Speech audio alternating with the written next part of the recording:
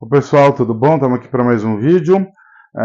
No último vídeo a gente falou sobre títulos públicos, agora a gente vai começar a entrar no universo de títulos privados. E nesse aqui a gente vai falar de debêntures, tá?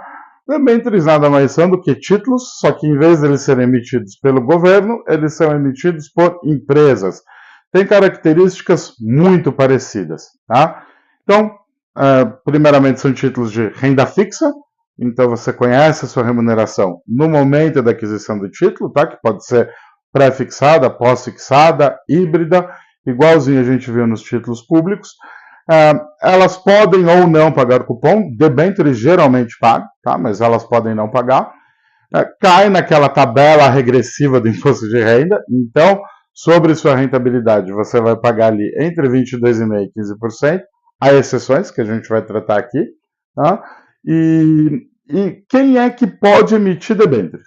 Qualquer empresa SA, seja de capital aberto ou de capital fechado, tanto faz, e as sociedades de propósito específico, que são empresas que às vezes elas são montadas para fazer um grande projeto. Você vai construir uma barragem, vai construir uma ponte, uma estrada, então você pega e monta essa empresa. Você pode emitir debênture e captar dinheiro assim. A debênture é uma forma de captação de dinheiro para as empresas. Como a gente viu, que captava também para governo, capta para a empresa. Tá? E como que é feita, qual que é o processo de emissão dessa debênture? Antes de mais nada, o primeiro passo, tanto para empresas de capital aberto como para empresas de capital fechado, primeiro passo é emissão aprovada em Assembleia Geral dos Acionistas. Certo? Se a empresa for de capital aberto, essa emissão ela ainda vai ter que ter registro na CVM, certo? Emissões sem registro na CVM, que são aquelas de capital fechado, só podem participar investidores profissionais, investidores qualificados, tá? As regras dessa emissão, de como vai funcionar o título, quais são as características dele, está na escritura de emissão, e as cláusulas chamam os covenants. Então, ali na escritura de emissão, você vai ter delimitado os direitos e os deveres dos debenturistas e emissores.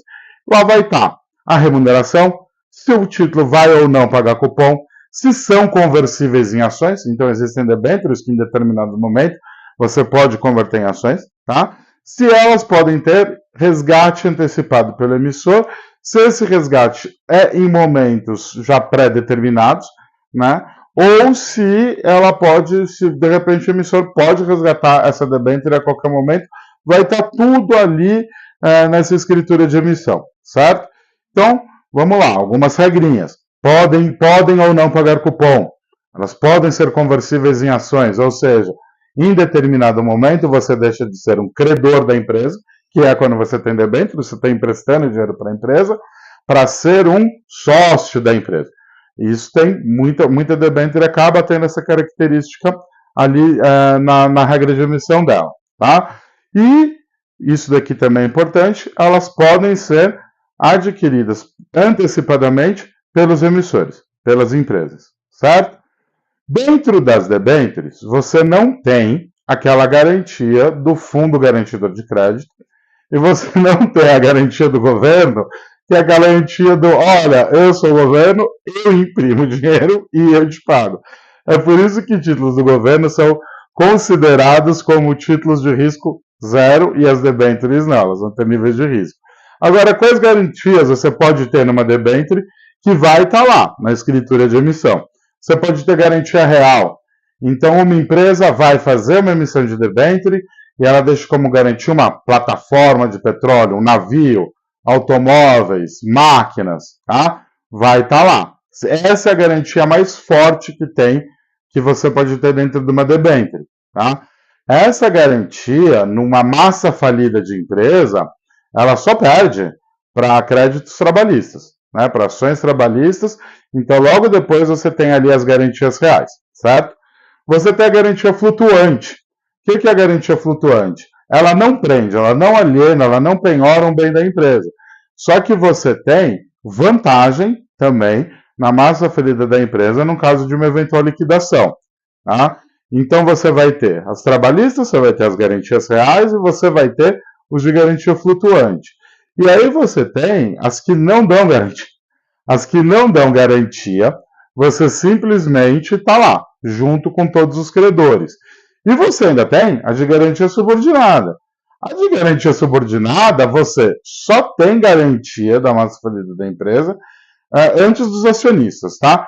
Todo mundo, de todas as outras categorias, vai receber antes do que você, e você antes do acionista, que é o sócio da empresa. Então, dos credores, você é o último, certo? A gente falou lá atrás que tem algumas exceções para pagamento de imposto na emissão de debênture. Então, primeiro caso, um pouquinho mais antigo, são as debêntures incentivadas. As debêntures incentivadas, o governo, tá?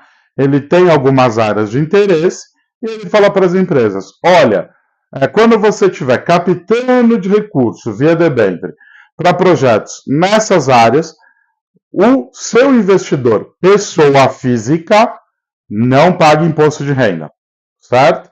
É livre de imposto de renda o que ele receber. Para a pessoa jurídica é 15%. Então, no PJ tem que se perguntar se vale a pena você investir numa debênture dessa. Porque, geralmente, elas te pagam menos. Você tem esse incentivo do governo, né, e a empresa vai dar ali um juro menor para você. Porque você não vai pagar imposto de renda. Então, você vai perder um pouquinho de juros, você vai ganhar bastante imposto de renda. Agora, para uma PJ, quando você está falando de uma alíquota regressiva que chega a 15%, o PJ vai ficar 2 anos na debênture, já é 15%. Então, ela vai pagar uma debênture com rentabilidade menor para quê? Né? É uma reflexão que tem que fazer. E temos as debêntures de infraestrutura. Então, elas acabam sendo de um nicho mais específico. Né? Dentro desses projetos incentivados, são aqueles voltados para infraestrutura. E além dessa vantagem fiscal para o investidor, principalmente para o investidor pessoa física, tá? Você tem também para a jurídica, também 15%, mas você tem para a empresa emissora também um benefício fiscal, porque a empresa emissora vai descontar os juros pagos da debênture do lucro tributável dela, tá? E daquela contribuição social sobre o lucro líquido, a CSLL, ela pode descontar até 30% do valor pago em juros. Então, ela tem um duplo incentivo. Agora, o que acontece? Tá? Não basta uma empresa chegar e falar, eu vou emitir debênture para captar aqui. Você precisa ter um aval do governo, né? Um aval do órgão do governo, geralmente ligado ao Ministério da Economia, e isso vai ser acompanhado. Então, se em determinado momento houver algum desvio de finalidade desse recurso, uma debênture incentivada pode deixar de ser. Isso é importante, né? Não é só o momento da emissão que vai definir. É necessário um acompanhamento desse projeto. Então, para isso e outras questões, toda a emissão de debênture, tá? A empresa vai ter que apontar um agente fiduciário. Esse cara é quem? Ele é um representante do debenturista.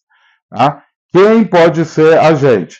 São empresas, e aí sim, do ramo financeiro, caixas econômicas, as sociedades de títulos e valores imobiliários, nas corretoras, bancos múltiplos, bancos comerciais e bancos de investimento. Então, esses caras, eles vão apontar, né, a empresa emissora, tem que escolher um agente fiduciário dentro desses caras, certo?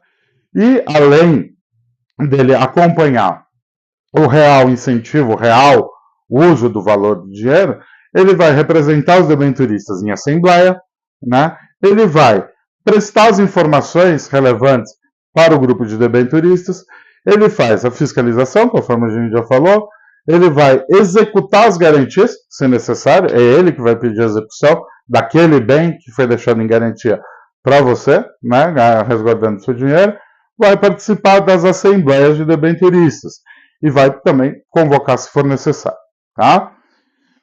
E daí a gente está falando de empresas privadas. Então, elas, como a gente falou, né, quando a gente tinha título público, qual que era o nosso principal risco? O nosso principal risco é risco de mercado. Então, a taxa de juros subir ou descer. Né? Então, a gente viu naquele caso, taxa de juros subiu, quando que é favorável, quando que não é, quando que você pode ter ali uma uma queda no valor do rendimento que você tinha naquele título. Então aqui você também, obviamente, tem o risco de mercado, certo? Além disso, você tem o risco de crédito, que é o quê? A empresa na qual você adquiriu a debênture não pagar. Ela não pagar a debênture, ela não pagar o credor, ela falir, lembra, a empresa não emite dinheiro, né? Então, o risco de crédito dentro de debêntures é real. E você também tem o risco de liquidez, que é o quê? Não tem um mercado tão dinâmico com tantos participantes, apesar de já ser um mercado grande, tá? Mas ele não tem um mercado tão dinâmico quanto o mercado de ações. Então, às vezes, aquele título, né, pode demorar um pouquinho para você conseguir vender, certo? Caso você queira vender ele, passar ele no mercado secundário. Tanto que, né, debêntures podem ser negociadas em bolsa, só que a grande maioria delas, elas são negociadas em mercado balcão, elas não são negociadas em ambiente de bolsa. Pode ser, mas a maioria não é, certo? Então aqui, a gente chegou e falou agora de risco. Ah, mas eu vou colocar numa empresa sem saber o que eu estou fazendo? Não, porque as debêntures, elas vão ter ali, junto delas, né, na emissão, uma nota, um rating, dado geralmente pela Moody's, Standard Poor's, Fitch. Geralmente escolhe empresas grandes para fazer esse rating. Tá? Se de repente quem for fazer o rating é uma empresa desconhecida, sinal de alerta. Na empresa que você vai investir é desconhecida, você não conhece ela, sinal de alerta. Né? A empresa que está fazendo o rating também não é conhecida, sinal de alerta em dobro. E aqui você tem, tá? Quais são essas notas? Quais são os ratings? Que eles vão de AAA, né, a triplo, a D. Então você vai ter risco de empresas excelentes. Então aqui citando uma grande empresa, às vezes com grande participação no governo, ou aqui no Brasil, no caso, isso torna uma empresa forte, né, mais crível, por incrível que pareça, mas torna. Então você tem ali uma Petrobras, uma Vale, né, que são empresas grandes e que elas representam um risco menor. Obviamente, tá, essas empresas maiores vão te pagar um ticket menor. Tá? Se o risco da operação, sempre lembra disso, isso é importante, não só para essa aula, para essa aula de investimento, mas para todas. Se o ticket é mais alto, o risco também é mais alto. Não quer dizer que você não deva correr o risco. Quer dizer que você deva sempre fazer uma análise criteriosa. Porque às vezes a gente vê aqui, ó, AAA, tá?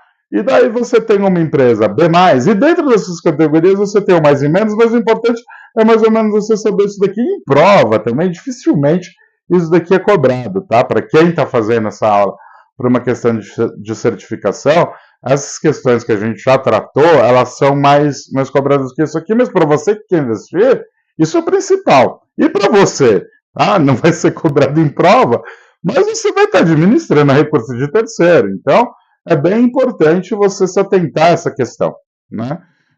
Agora, uma nível D, quem vai investir numa nível D? O cara já está inadimplente.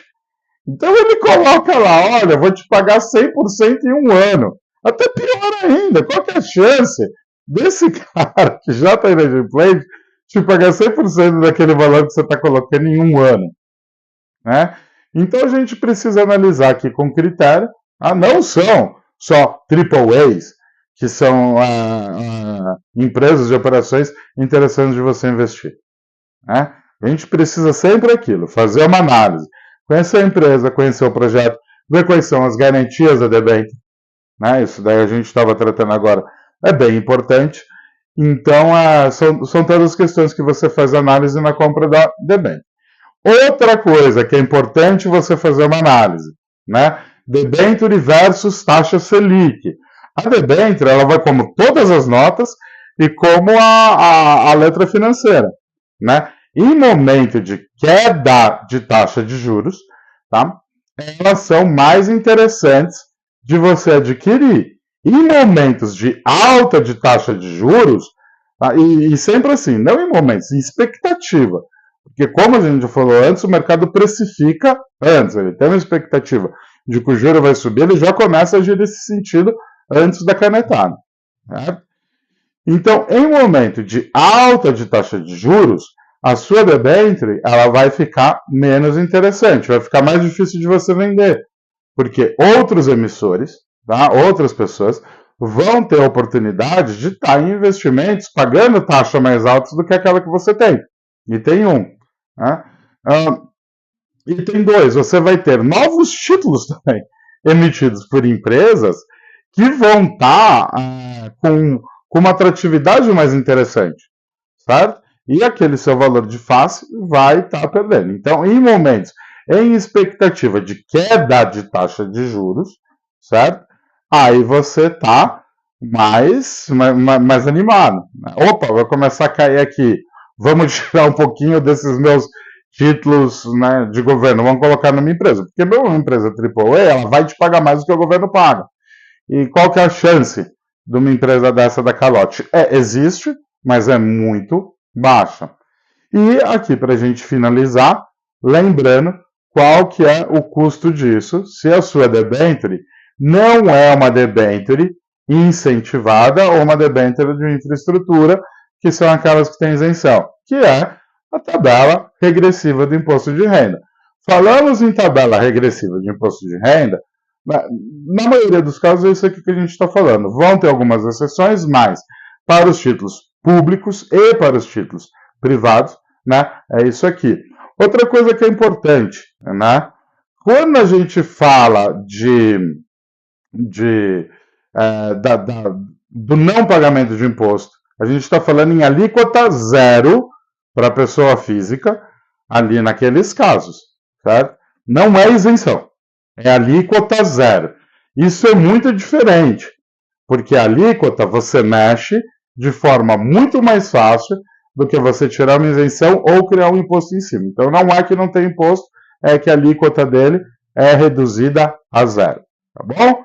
Então, espero que vocês tenham gostado dessa aula, espero que tenha aberto um pouquinho o leque para esse tipo de investimento que é muito interessante, tem opções muito seguras, tem opções que podem te dar um retorno muito interessante aqui dentro e mais interessante do que aquelas opções mais tradicionais que a gente está acostumado a lidar. Tá bom? Espero que tenha gostado, né? Então, se achou interessante, curte, compartilha, passa esse conhecimento para os outros, segue o canal, porque aí quando eu lançar algum vídeo novo, você vai receber e vai ficar sabendo em primeira mão, recebendo em primeira mão os vídeos. Isso daqui não é novidade, mas às vezes para você é, e em breve eu terei outras, né? E bons estudos e bons investimentos para vocês, pessoal. Até o próximo.